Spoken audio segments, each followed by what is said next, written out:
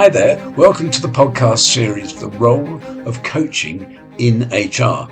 I'm Colin Newbold, and in this series I feature the backroom stars of HR. These are people officers in medium-sized organisations who are quietly making it easier for their employers to achieve success.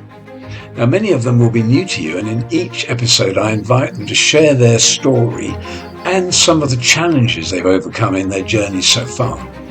Now, the series is sponsored by the coaching platform findmecoaches.com, and so I also get my guests talking about what coaching they may have received, how they've used coaching in their careers, and how coaching is being deployed inside their organisation.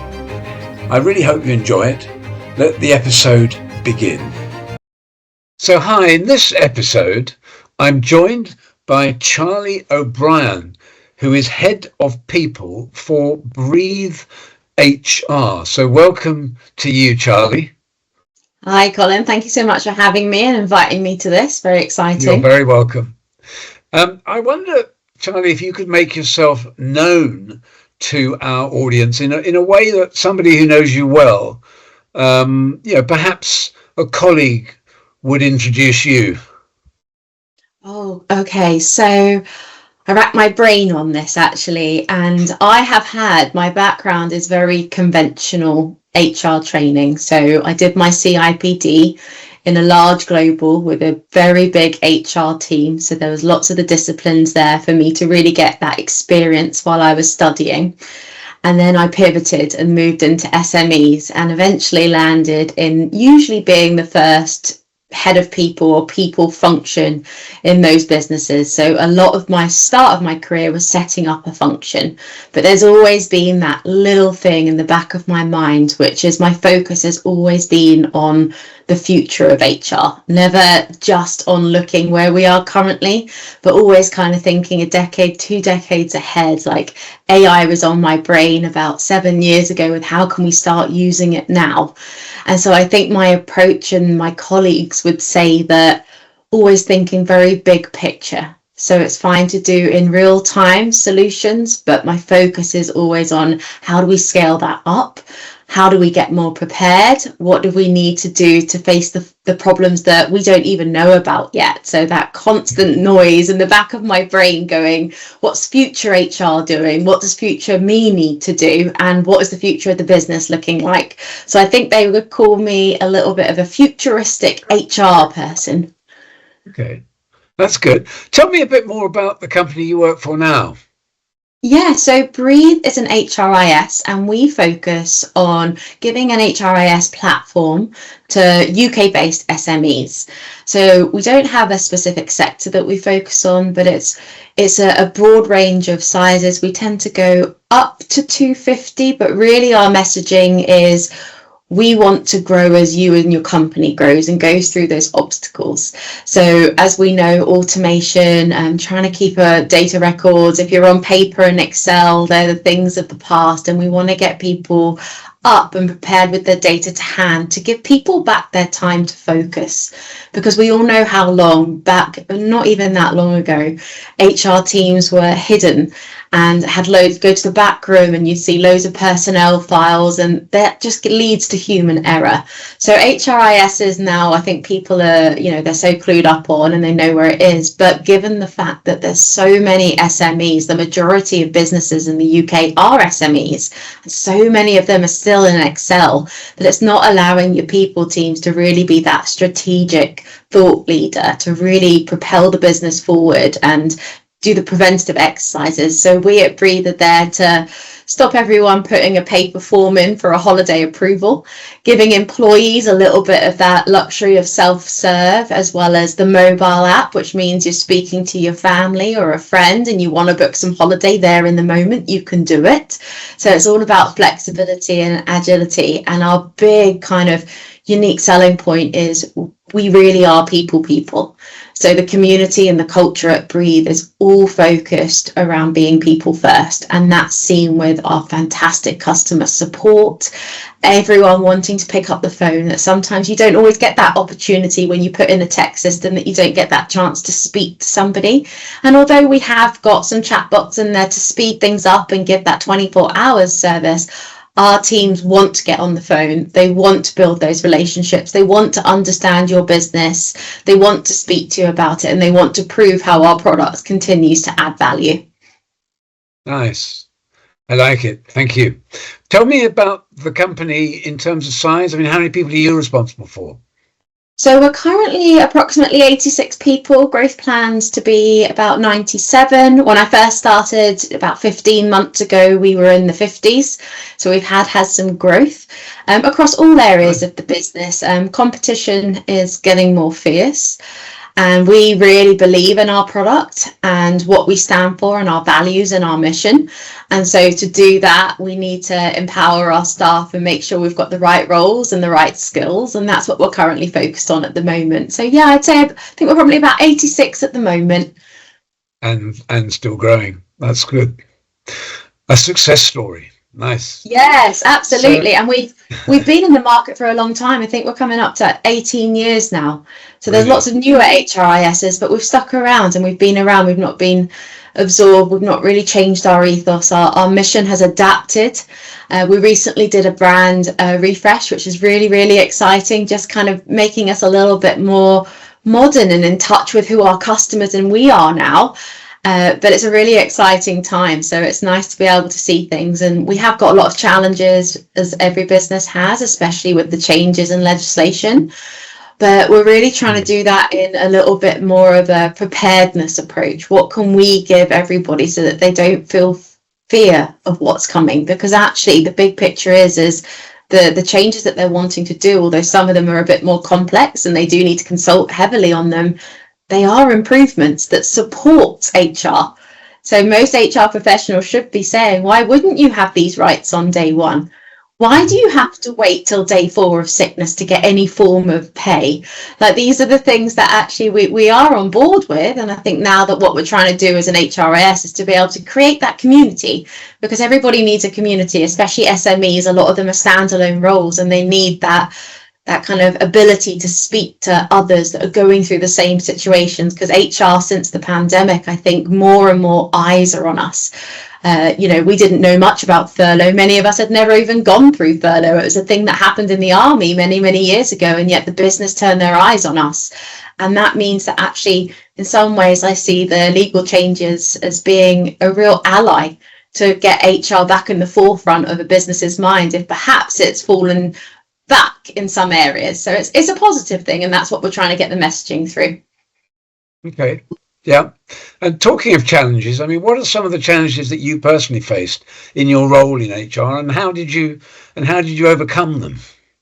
So I think early on in my HR career, I think it was just adapting. I've always enjoyed what we call HR generalist, and I think generalist will be around for many, many years to come, especially in SMEs. But it's how much knowledge you need to have in so many areas, and the time it takes to make sure you've got all of that data and that information at hand. It's a real juggling act. So I think right at the beginning, it was learning the ropes, learning the processes, learning the systems, learning the people. And what I really noticed that propelled me forward was, if I tuned in to my emotional intelligence and focused on those soft skills, I was actually able to position myself as a critical partner, not just an HR person that solves the problem. I was able to get people thinking and expanding their way and coming to me before it was a problem, identifying almost like a RAG system, like, oh, this could be an amber, I'm not too sure, which is way easier as an HR professional. And I think once I positioned myself there with the teams that I was working with and the managers, department areas that I was helping to kind of lead and support, that really allowed me to kind of home into what type of HR professional do I want to be. And then you're in the luxury of trying to finding the organizations that suit that, align with your values. A lot of the times at the beginning of your career, sometimes you allow that to sacrifice, and I certainly did. So that's one of the challenges where, not all values have to align, but you do find as you start to dive deeper and you start to either specialize or become more senior or whatever it is that you're doing, you know how to do it. It's not just experience at this stage. It's really important that not every day your values are tested. So for me, I really found that coaching using my emotional intelligence, the soft skills needed in HR, is just huge. And also switching off. Really important. You don't always hear happy stories in HR, and you don't always deal with the nice things. There are nice things and there are lots of them, but they're usually overlooked and overshadowed by some of the more negative things that you have to do, or not negative for everybody, perhaps just one individual, but that stays in people's minds, and that can really take a toll on an individual's character if you don't create those barriers and those structures.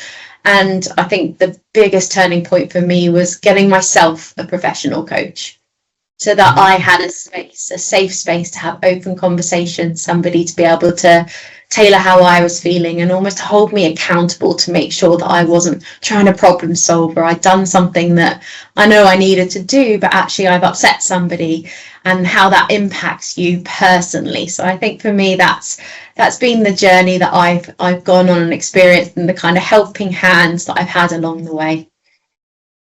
Well, you're leading into the next question I was going to ask you about coaching. I mean, first of all, you've sounded as though you've adopted a coaching style yourself. This platform is actually funded or sponsored by findmecoaches.com. So I'd like to ask a bit more about coaching. So, I mean, coaching can be a lot of different things in organizations. I mean, how do you think about coaching? So for me, I think it's really a real-time training, development, career aspiration, challenge block removal process for individuals and employees to reach their full potential. It's a safe space. It allows people to take themselves out of the day-to-day and have a little bit of reflection time that we don't always build into our days, and we find doing it in our own time as opposed to in like a working day, which kind of doesn't help with you switching off as well. For me, the coach is really, really integral for almost any stage of a career. There's a lot of focus at the moment to give coaches to leadership to enhance those soft skills and, you know, really get them thinking more critically, or open their kind of brand, where ordinarily they maybe were a head of a function or a senior manager and they were looking at just their area. But as you work up, you've got to think not just of your area, you've got to think of the whole commercial unit.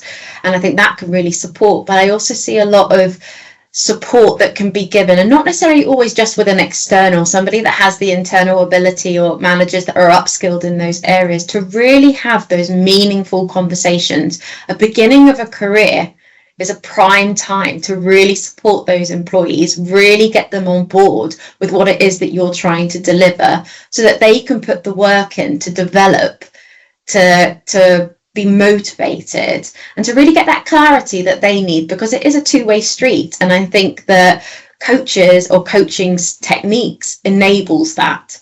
So it's a critical thing to be able to deliver, and it builds trust. And nothing shows more commitment to an individual than someone being able to have that style of conversation. Yeah, I mean, that's interesting, because I think many organizations are now encouraging their managers to have those kind of coaching style conversations with their teams. But in your experience, what kind of impact does helping managers be better coaches? What kind of impact does that have? So from an HR's perspective, it reduces how much you've got to step in. If your managers are having those conflict conversations, they're addressing things head on, but in a meaningful, structured and clear way, then the issues aren't coming back to HR to deal with when actually it's gone a little bit too far, or it absorbs a lot of your time because someone's shying away from the conversation, burying their head. But I also think that it really helps with team collaboration, understanding stuff. It's very easy to say, I know what motivates this individual. But when you really dig into it, it isn't clear to people unless they've got the skills on how to extract that. So I think it's really broad on where it comes back. And I can't say, oh, you save lots. But the biggest thing that I really think it helps with is any manager feeling that they have to go through an imposter syndrome. It's new to them. They can go in and they can go to a 1 day or a 3 day line management course where loads of stuff is thrown at you, but none of that is really practical. So you might not know how to deal with one situation. A uniqueness of HR is we're not put on line management training courses. We learn by multiple experiences, almost doing our research and then dealing with the scenarios as they come up. But you can have, it's not the same thing that keeps cropping up, and every person's different, and you have to approach that conversation with that individual differently. And I think that is where coaching really enables your line managers to break through those barriers, have those conversations if they think something might happen. A lot of the time with HR, if you're in that role, you kind of put scenarios out there and you're kind of extracting the information to then guide them. Whereas, and that's brilliant because that's learning, but actually sometimes I do think that coaching technique gets people to actually tune into their intuition a little bit. A lot of the time the information is right in front of them. They just haven't seen it, or they've actively avoided it. Yeah, interesting. I mean, sometimes it's a bit of a struggle to develop managers into coaches. And what have you learned about how to accelerate that process? So I think there's lots of different tools that you can use. There's some fantastic things, not just like buying me a coach, actually giving them the ability to connect with the right coach. It can take a long time. You need to find the right coach that works for you. Not everybody is the right fit, and sometimes you have a little bit of a trial and error, and sometimes people can be put off by that. But I think that if you create that in your culture and you get your leaders doing it and you're putting practices and policies in there that enable and support that, then I think that just further enhances it. One way that I think is really fantastic to also help that is by building a lot more of a culture of feedback. Readily, constant, train your staff on how to give good feedback. And when you have good feedback, it opens good conversations, and good conversations create psychological safety. And it's a little bit of a process. It's all fine saying, oh, we're in a nice space. Is this a good time to talk? That isn't psychological safety. Psychological safety is having feedback, being able to speak about it, asking how they feel about it, giving time to reflect, not letting it drop, bringing it back in. There's some great technology out there to ensure that your one-to-ones and agendas are on track, and it almost automates for you. And it's a constant nudge. And I think once you build those habits, it naturally starts to form part of a day-to-day of a manager's role, where it doesn't feel like, well, actually, I just want to get on with my job. You need to create your manager's playbooks, create that philosophy around what is it to be a manager. We don't hire people that, you're a manager and therefore that's your only job. If you are only there to do people management, then you need to perhaps ensure that you enjoy that and you've got the skills. But a lot of them are actually, there's a percentage of your job that's management, and that can go up or down. But also you are hired for a unique skill set. You're there to mentor, you're there to look at strategy, you're there to bring in an expert area or a new qualification and knowledge of something to further enhance and make a big impact. So I think that it's about just being really clear with everybody there. Talking of helping managers to deliver feedback, have you ever come across a model that you can use to help managers do that? Yeah, so actually we're currently using, we're using a system that has feedback integrating it into a meeting agenda template. So it's a meeting efficiency tool, and in there you can add feedback, which means you can have any meeting and the individual can request feedback at any point, or you can just go in and request it. So the first step for us, feedback is a skill. It's an absolute skill. So everybody right at the beginning goes, oh, that was really good. And actually there's some really good techniques with what would you start, what would you stop, what would you continue. There's real probing, open-ended questions that you can get, but you do need to give people that time to transition into feeling that they can say the truth. But also it's about saying very objective, not subjective. And I think people think, oh, that's not very nice. And something that I always find myself saying is, it might not be nice, but it is kind. kind is to tell someone the truth. And so Yeah, it's you just tough have love to, in a way, isn't it? it is, but also it's that delivery. So when I also think it's very difficult when you're writing feedback, which is why the systems are great, but to continuously do it, it's in that moment there and then. Don't wait on it for too long. Open it up with saying, I'd like to give you some feedback. Is now a good time? I think those techniques and coaching. So over at Breathe, we actually rolled out a really fantastic 3-hour feedback session for all staff that we continue to do with our new starters so that they've got the fundamentals. Our biannual performance management cycles includes 360 feedback and a set number of people, and they're the mandatory questions. And we actually ensure that our managers are cascading back to us as a people function on, was the feedback good? And if it wasn't, we try and dig into it, or we hold those conversations with managers on, digging it out and almost saying, actually, next time you give feedback, exactly what you've said there, that's fantastic. And what we're finding is if we're staying on top in a bit, we're giving people accountability and holding them accountable to it. Not only are they growing because they're seeing their feedbacks improving, it's building trust, it's building collaboration, it's building loads of different things. So for me, that's what we've been doing, and it has helped, and it certainly has helped with those open conversations. I think that's great. I also think you're talking about a world where bad news is delivered in a really good way, and it's hearable, and it doesn't leave people feeling bruised and wounded. I think that's great. But also, feedback, and the training, and we say it all the time, it is a gift. A one-off piece of feedback doesn't mean it's necessarily happening. You as the individual receiving it can take what you want from it, but what you're really looking for are trends. If there's a trend, then perhaps there's something that you do need to acknowledge, or it's something that you haven't seen, or someone's got some experience that will really make a bigger impact of the piece of work you've done.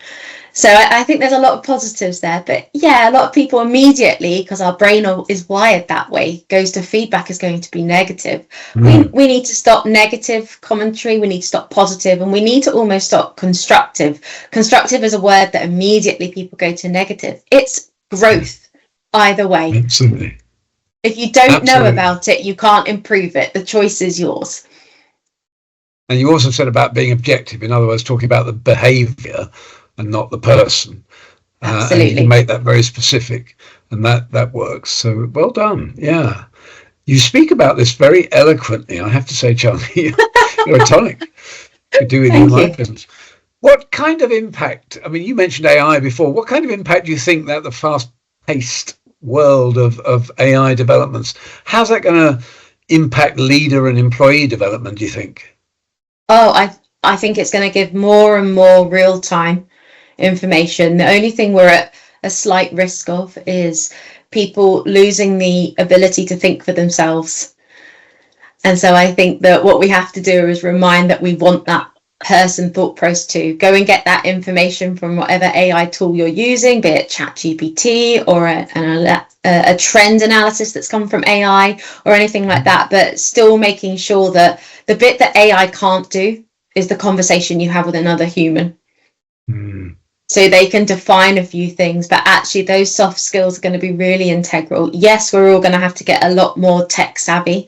Tech understanding is going to be critical, but the gaps in skills is going to be it's different when we start implementing that. So I think it's just about adapting it. But for me, at the forefront, which is why I am a big advocate of HR teams leading the way, there's a lot of fear around it. The commentary is, they're going to take my job. No, that's not what AI is there for. It's there to make you more efficient so we can expand your roles, your skills, and how that does. Like the workforce is going to look very, very different. We're still we're in the middle of a shift, but we're still kind of thinking of those 4 days of 9 to 5, everyone's in the office and this is how it's done and that's it. But actually we know with flexibility, we know with technology, we know with mental health concerns, struggles in the business, all of these things that we're doing, we now need to promote the value of people interactions. That doesn't mean just face to face, the virtual sides, but also making sure that people use all their tools. A lot of the times roles can make you focus on one. So if you're a I don't know, a marketeer, you're going just into one space. Now you have to widen that and think across a few boards so that your audience and how you're tailoring that is now a little bit different. You have to factor all of those angles in. But for me, AI, we're implementing lots of different AI tools over here at Breathe. There has been some fear. Some people, it's change. HR is change management, no matter which way you look at it and what you're doing. But it's really about, drip feeding it. If something isn't quite right for you, find another solution, give it a go. Let people play on it. Let people have a go. Let them see how it can add value. And that for me is just doing a little bit of a shift in where people are. I mean, there's some fantastic AI tools out there that immediately tells you where you haven't given yourself deep dive time in your calendar. You'd have told anyone 10 years ago that businesses were going to put in an AI that's going to say to you, you haven't given yourself time to deep dive into a project. We'd all laugh, but actually it's integral. We all want that, but now something's actually going to tell us and make it happen. So I think it's a tool that we all need to embrace, and then make sure that we adjust with the skills as that role expands. And I think from an HR team's perspective, we need to do a little bit of a shift. We need to go a little bit more into, instead of roles being, here's your responsibilities, we're looking at here's the skills, cross-skill collaboration. We're looking at project work as opposed to just one role doing one thing all the time. So I think it's that adaptability. But if you're clear with individuals, you can actually build that to be a really exciting opportunity that works for them so that they can create more of that work-life balance that they're wanting, that things are changing up and they're constantly adapting and evolving. A lot of people don't just want to go up on the ladder. They want to go out. All of a career isn't a one line. And I think that these are tools that enable people to actually create the career trajectory that they want. So we've got to go both feet in my opinion. We're currently developing AI coach bots to augment the human coaching sessions. For example, when a coachee wakes up at 3 a.m. and wants an answer. And what the challenge for us, I heard you say about AI expecting, or people expecting AI to do the jobs for them. I think what we want to do is create coach bots that are very good at asking the questions. Coaching is all about questioning. It's not about giving answers. And it's programming those coach bots, training them to ask the right kind of questions so that employees do have to think for themselves, but they can do it at the end of a prompt from the coach bot. It's a tricky area. It is very tricky, and I love that angle that you're going in. One thing that I would love, and would happily look at it if it incorporated that, is real life resilience coaching. And that is the questioning tool. I find myself, we did a fantastic session for some resilience training on Mental Health Awareness Day. And one of the trainer said, ask yourself one initial question, and it puts things into perspective. Will this matter in 5 years?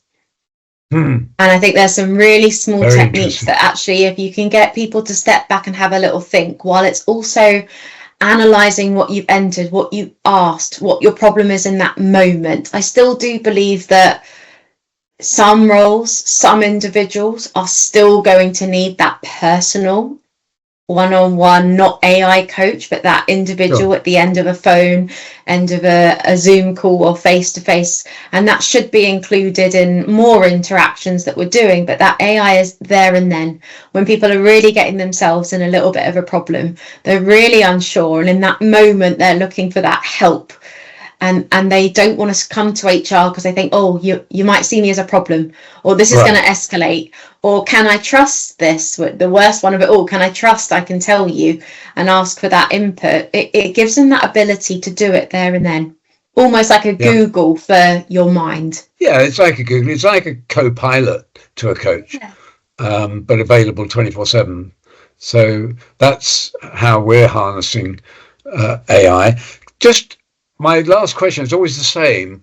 And it's really about giving you a magic wand, a Harry Potter wand. Well, what would you like to see happening, Charlie, in human resources, but in people development in particular? What would you like to see happening that's not happening currently? So if I had a magic wand, I would immediately give HR and employee transparency. I would make that be something right at the start.